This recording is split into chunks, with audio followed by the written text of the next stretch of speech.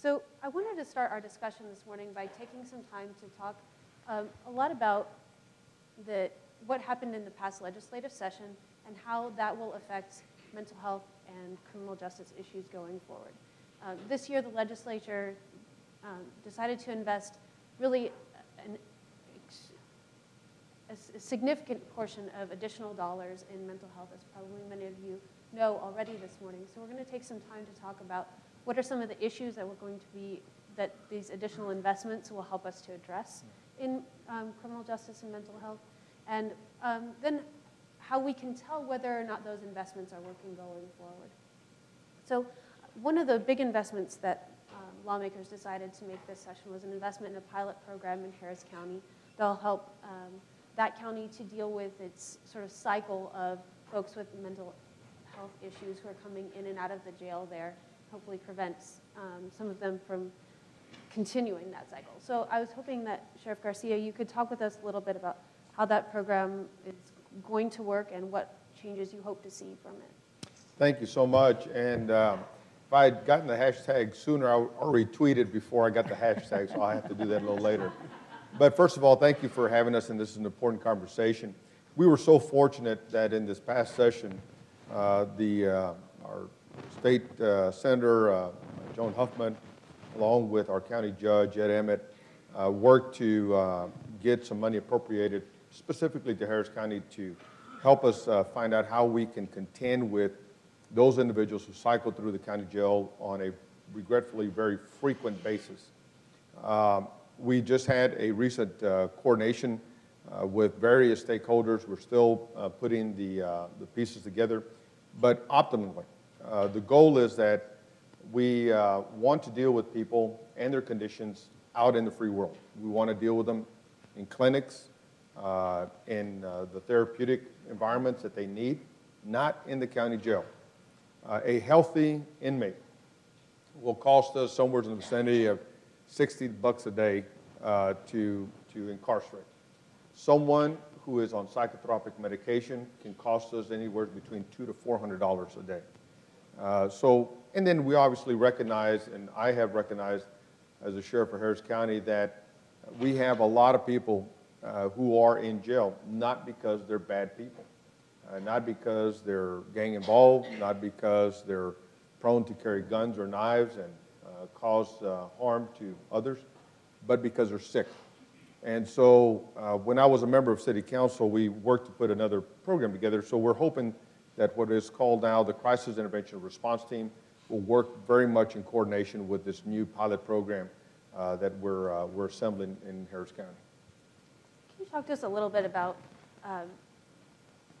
if you see that pilot program becoming a model that other counties can implement and how that might happen? We're hoping to. I mean, we obviously don't have all the answers, but we're going to be working extremely hard to figure it out to the extent that we can. The fact that the state appropriated some dollars to us, I think, is hopeful and exciting to see where they're thinking, especially in the environment that we've been in as of late. Secondly, the idea is that if we can figure out a way to jail divert, is the concept. Keep people, although the principal number for mental health issues that people call is 911. And even though that may be the case, and even though we may not be able to effectively change that in the near future, the idea is that law enforcement becomes much more synchronized and coordinated and adaptive to the mental health community, and those professionals, those clinicians, those doctors and have a system, if you will, that we can triage them in the community rather than getting into the jail. So the idea is that the pilot program will be successful.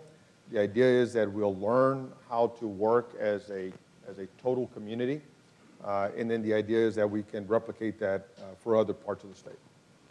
Michele, maybe you could talk with us a little bit from your background, knowing so much about conditions in prisons, about why that's not really the best place for folks who are dealing with some sort of mental health crisis, and perhaps how we should deal with it instead.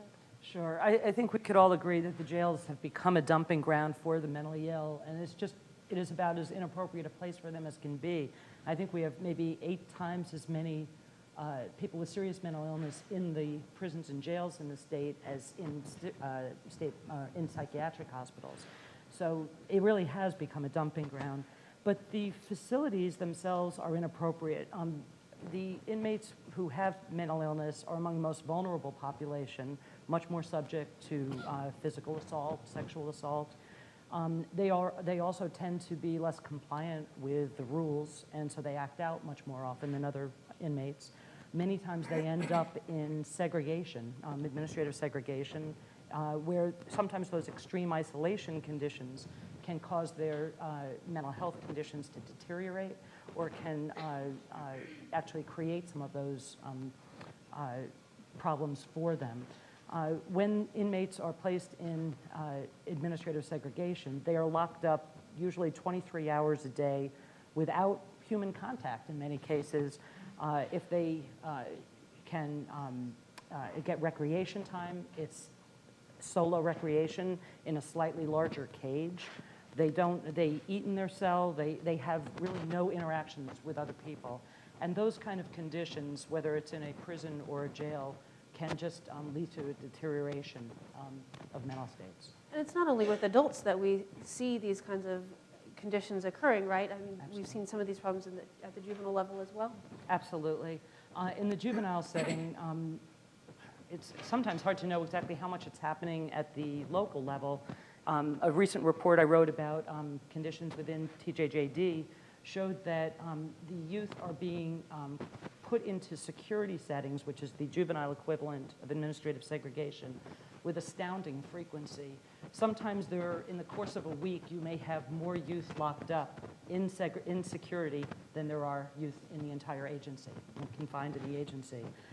We found 93 youth with more than 300 so-called referrals to the security setting over the course of their average 14-month stay. And while the conditions there are not quite as extreme as in the adult setting, it is still a place where they are removed from their interactions with peers and where they don't have access to the same level of programming that they would if they were in the general population. So it's an issue of extreme concern. Perhaps this is a good place for you to jump in and address that. Yeah. Why do we see in TJD so many youths in this sort of solitary environment, these security situations? Well, I think that's changing every day. I think right now you'll see no more than 8–10%. I think with the issue of mental health and the youth that have those acute to moderate to severe mental health issues that are currently at either our Corsicana facility or at Ron Jackson for females, you're dealing with about 90 youth total of a population of about 1,300. And the security unit at Corsicana is a crisis stabilization unit. So that makes a big difference. Now, that's not to say we don't have a lot to improve on, and we're doing that. You know, our involvement with trauma-informed care, our use of evidence-based services, our relationships with UT, the Hogg Foundation, the Metals Foundation, and others speaks to the quality of what we want to achieve very quickly. On the other side, you know, we're very, very grateful to the legislature. An infusion of $15 million into the communities, the 168 probation departments who provide care mean a great deal to help divert youth that have mental health issues away from that deep end.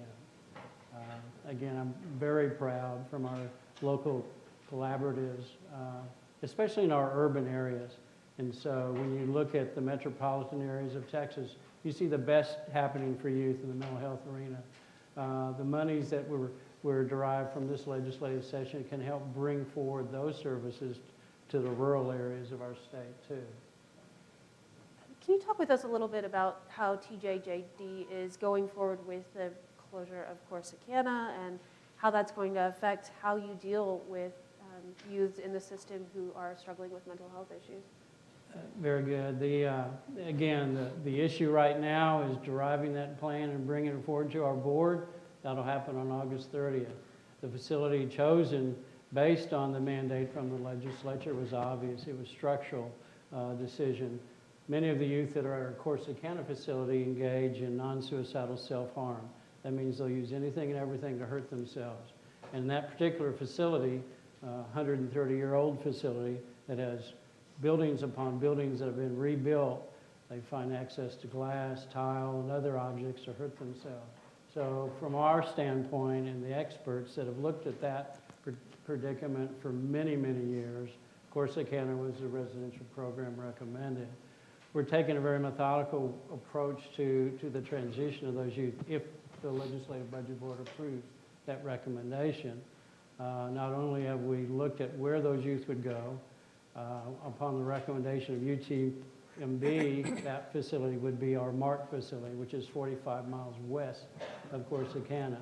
That facility has a space, it has the ability of infirmary, it has separation of generalized population from that specialized population that have mental health issues. It has separation of schools.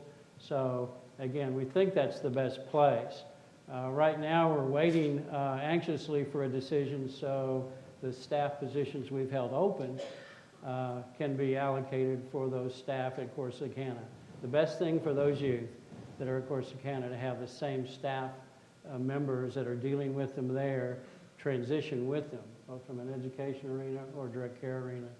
So that's where we are now. One of the nice things I'd like to really thank Kat and her staff and advocates is that they recommended a strategy that we hadn't thought about, and I'll admit it. They said, what are you doing about case reviews? And so this month we're going individually to every case, the 77 youth that are Corsicana, and re-reviewing their cases to see is there a different alternative, a better alternative. And then we've added a second tier of review, and that will be with advocates. That'll be with experts from outside our agency to say, have you thought about this particular program for this particular child? I know we get support from leadership to say, put that youth in the best location possible. And so we're excited about that as well. Well, Kat, maybe you can talk with us about these reviews and why they're so important and how you notice that sort of gap in the system there.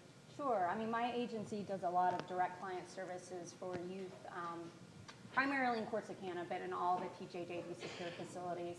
And as we look at closure of the facility, one thing that occurred to us is perhaps not every youth needs to be there. And so having this sort of individualized assessment, not only of have they met their minimum length of stay, are they eligible to return to the community? Some of the youth, based on the structure of their sentence, are not going to be eligible to return, but clinically, how can we serve these youth who have very significant needs, potentially in a less restrictive setting than a state-operated secure facility? And I think that there's certainly an appealing aspect to that from facilitating treatment for the youth. State secure facilities are also, you know, it's a high-ticket dollar item for the state. So I think that looking at some of these, for lack of a better word, post-adjudication diversion opportunities for this population carries a lot of opportunity. So one of the things that has been a discussion for the past several years leading up to this past session is one of the reasons we see so many people, both at the juvenile level and the adult level, in secure facilities is because there aren't avenues outside of jail to deal with them.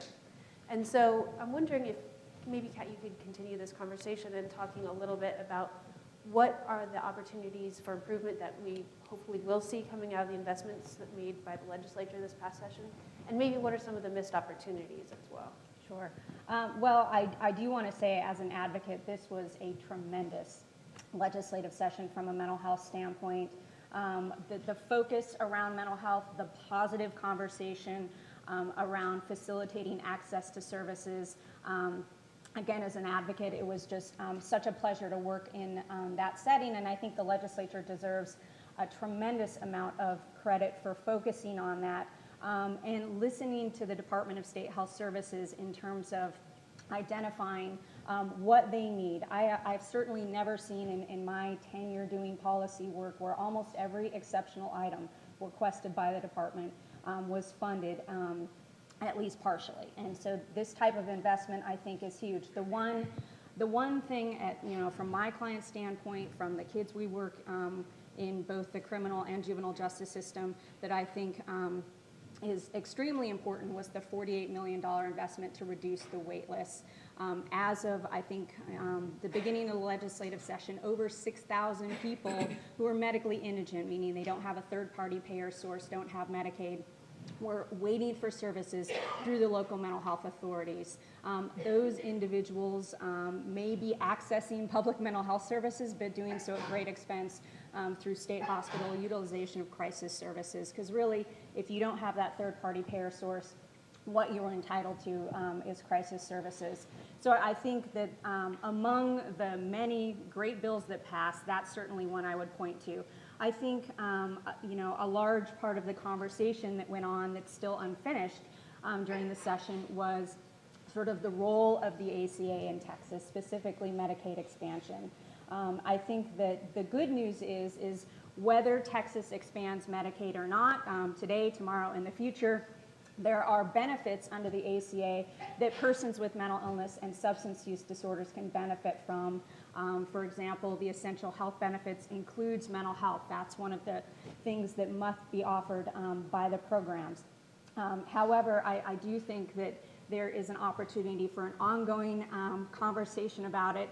I think the Secretary Sebelius was in Austin a couple of weeks ago and indicated very much that she wants to have a continuing conversation about a Texas solution to expanding Medicaid. For the Sheriff and Mr. Griffiths, I wondered if you could talk a little bit about why the session was different.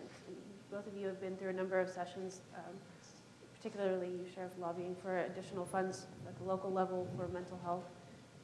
Why did lawmakers, from your perspective, finally see this session that it was time to make that investment? Was it shootings that we've seen nationally on that scale? Was it more just that you got tired of your asking for it? I hope that would have been the case, but I think that, well, two things. One is that there's a pendulum swing occurring right now, and I think we've gone from the aspect of where defunding the programs for whatever the philosophy was at the time to lock them up and let law enforcement deal with it and put them in jail and contend with it and then stabilize them, get them ready for trials, but not really provide a long-term approach to the challenges that are occurring. I think we're back to finding and understanding that mental health has become, I think the legislature has seen it and lawmakers are seeing it as a common threat that maybe society is experiencing more and more these days. Mental health, the matter of socioeconomics, is tying so many of us together that I think it's forced the legislature to recognize that this is not someone else's problem. This is a community problem. We have to understand it. We have always associated a lot of this to our military, but it's not just the military anymore. And then we're understanding better that even kids are suffering from mental illness as well. So I think that part of it is that they've just become much more informed and educated on the issue. I think that the advocates in the community, law enforcement in particular, has become much more vocal in the lobbying as a cohesive, unified group on the issue. Look, as you introduced me, you indicated I'm the largest mental health facility in the state of Texas. That's challenging itself, but when you look at my contemporaries across Texas, those that are in rural communities, they have to put 2 deputies in a patrol car, drive 8 hours just to deliver one person to a mental health institution. And that doesn't make any sense. And so I think that as we've discussed it, as the media has been very effective at documenting it and telling the story, I think it's made it easier and it's provided the legislature with a good degree of understanding that, you know what, we've got to confront this, we've got to provide some solutions. And yes, the shootings across the country and across the state have provided another degree of fodder for them to understand that we've got to do something about this issue. the other side of it too is that in prison, maybe not as quickly, but in the county jail, folks go back out to the community relatively quickly. And without some more comprehensive approaches and systems in place, they're going to come right back, sometimes in hours, if not within a few days to a few weeks. And that is an incredible waste of money, of the taxpayers' money, to allow the system to function as such. And so all of this has been brought to the local level, has been brought to the legislatures at the state level, and even our federal counterparts are talking about it as well. So I think we're at a good place where people are understanding it much better than they ever have before. Michele, the sheriff mentioned something that I hope you can maybe talk a little bit more about, which is that the folks that are going back into our communities, it's not like everyone who goes to jail or to prison stays there forever. And so at some point, they come back and they're our neighbors, and they work with us in the community. And the conditions sometimes that they face, particularly if they have mental health issues already going into prison, don't necessarily make things better. So I was wondering if you could talk about, perhaps a little bit from the legislative perspective, if anything was done this session to really look at particularly the use of isolation in prisons and jails. Sure. The legislature agreed to have a study conducted of the use of segregation in both the juvenile setting and in the adult settings. Part of the problem is that we don't have much data. And so it's very hard to make policy decisions about should we use it, shouldn't we use it, how much should we use it, who's in there. We're talking about anecdotes for the most part. And so we need good, hard research on these things. The legislature, I believe they didn't fund it, but they called for a study to be done. And hopefully, if that study is in fact conducted, we will come back to the next legislature with some good information. Advocates have been calling for reducing the use of administrative segregation in prisons and in juvenile settings. Whether that will happen or not is still very much an open question, but you can't even begin to determine policy without data. And if I could also just respond to one other point about the legislature, what the legislature did this session in terms of funding. I mean, I certainly share everyone's enthusiasm for the sea change that happened, but I think it's important to keep it in perspective that Texas had been dead last for many, many years among all states in the country in terms of funding for mental health. And so, yes, we have increased that funding, but it's still very, very far from where we need to be. Amen. That's a great point. Well, maybe all of you then could start talking now about how we're going to know whether that funding is making a difference and what sort of developments you are looking for to see whether those dollars are really improving the way we deal with mental health here in Texas. Well, let me just say that I think that's an important point, and everyone here, I think we're preaching to the choir, needs to speak up, because if I remember correctly, I think a significant portion of the funding is provided to the most critical side of mental illness. And so all of the preventative, the early work that could be done to prevent critical stages of mental illness isn't being properly funded yet. And so, and then as you talk about these issues on how folks are contended with in isolation, you got to remember that law enforcement is barely understanding this. Jails are barely figuring out how to manage this population that's been coming to us. We've just been dealing with it, but now there's much more science being brought into the county jail facilities. I think for the juvenile side, the outcome will have to be out-of-home placement. We have to see a reduced number of those, I mean, to show that those enhanced funding dollars really paid off, not just to the state side, because we've seen tremendous reductions. You know, in your earlier question, you know, what was the mindset of legislators being open about it? Well, remember 5-6 years ago, there were 5,500 youth in our secure state facilities.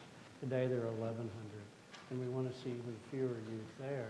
So with Senate Bill 603 from the 82nd legislative session, there is a real directive, deliberate directive to provide as many resources into the community as possible to divert even more youth. So that is our goal, using evidence-based services, research supported, to find alternatives for families rather than having the youth be incarcerated. I think this is a question for both Kat and Michael to talk about is, as we see more and more of these youth being transitioned to spending more time close to their communities, close to their homes, which most folks agree is a good place because they're close to their support systems and usually better services. What kind of accountability and oversight is in place at the local level to ensure that those youths who are staying are getting that better treatment and that what they're receiving close to home is at least as good, as, if not better, than what they would have received at a state facility? Go ahead. Well, I mean, I think it's a great question, and one of the things, people often look to recidivism rates, drops or increases in those, is that successful? I think for youth, there are just so many other outcome measures that we need to look at: success in school, use of substances, and I think that some of that framework was put in place during the 83rd legislative session, not necessarily, I would defer to Mike on this, specific to youth involved in the juvenile justice system, but increasing sort of outcome reporting, taking a more holistic look at the public mental health system through a 10-year, developing a 10-year plan. Do we have the appropriate number of forensic beds? Do we have the appropriate number of civil beds? And how can we ensure that we're using state dollars in a cost-effective way, but also getting the outcomes that we want? And I think that one of the lessons learned to date, and one of the things that I think the legislators said very clearly, is we don't want to make this investment and not know where the dollars went and what the sort of real-time outcomes are. So I think it's going to be incumbent upon TJJD and the Department of State Health Services to put in place those outcome measurements as they were directed to do. Very intentional. Again, the legislature directed us to provide 2 additional staff to our research department. In addition to that, through an outside source, the Council of State Governments is going to do a very comprehensive study of outcomes of youth, both from the local levels and the state secure level. Looking at level of risk being the same, how does each youth do in those 2 different settings? So we'll know in a matter of months, the outcomes from that.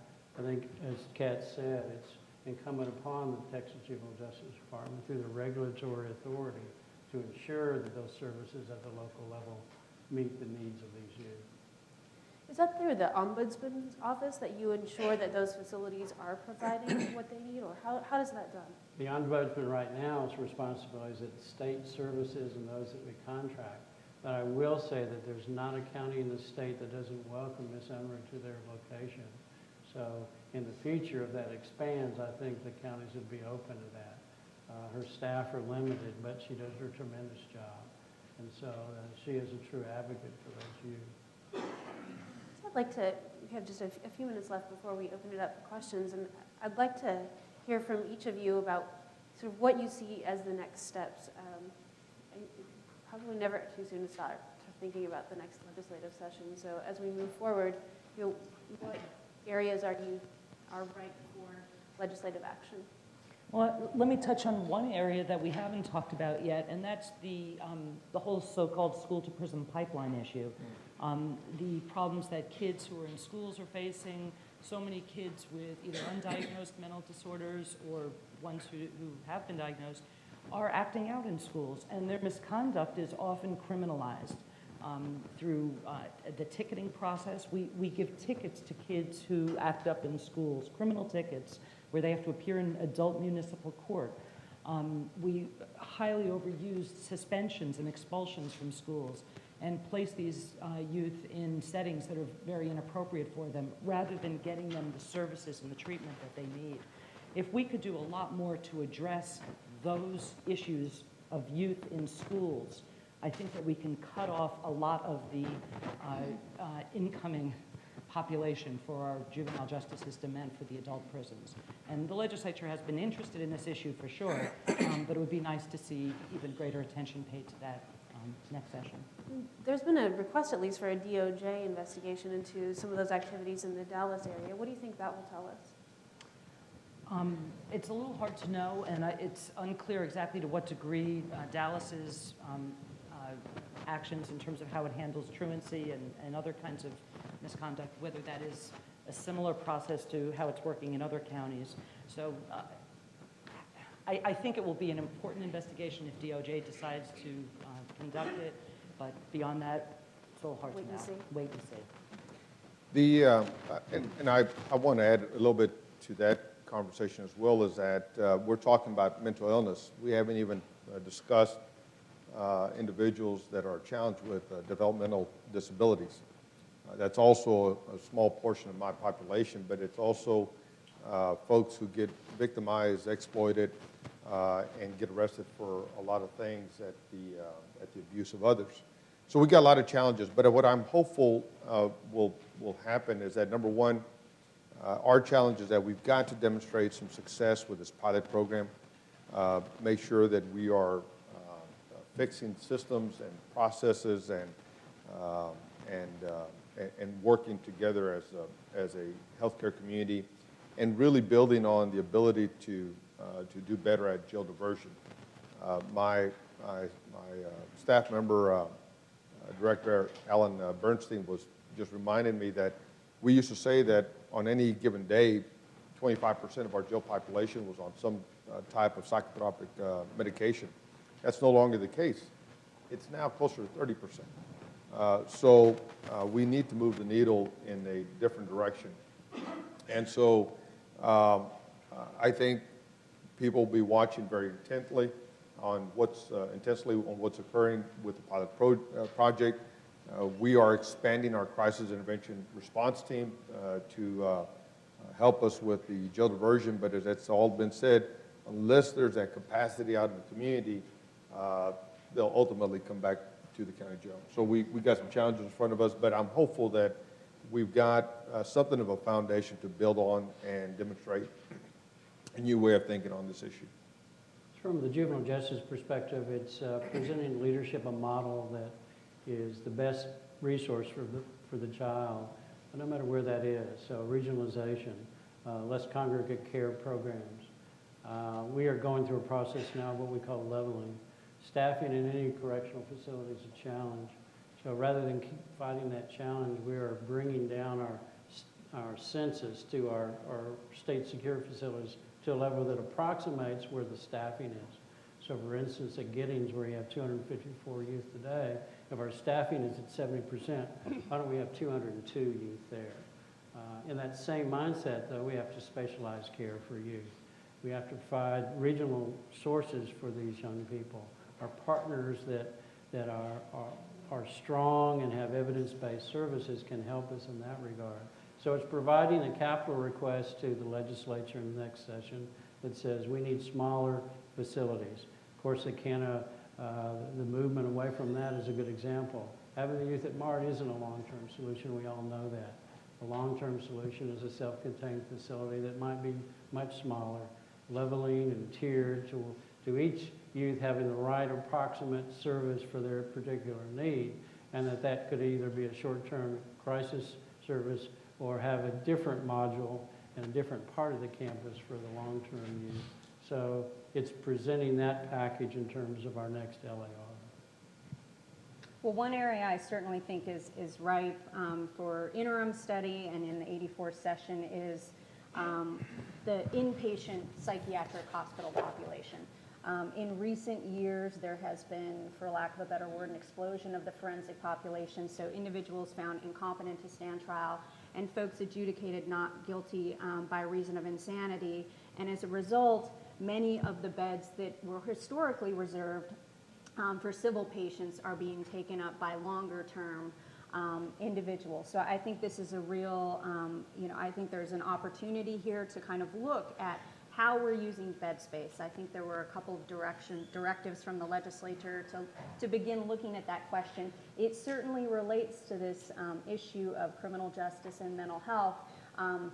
Are we serving those individuals in the least restrictive setting? Are we effectively spending state dollars And in addition, are we ensuring that there's front door access for persons who require non-criminal commitments or civil commitments? I think it's a big area of study that the state needs to undertake.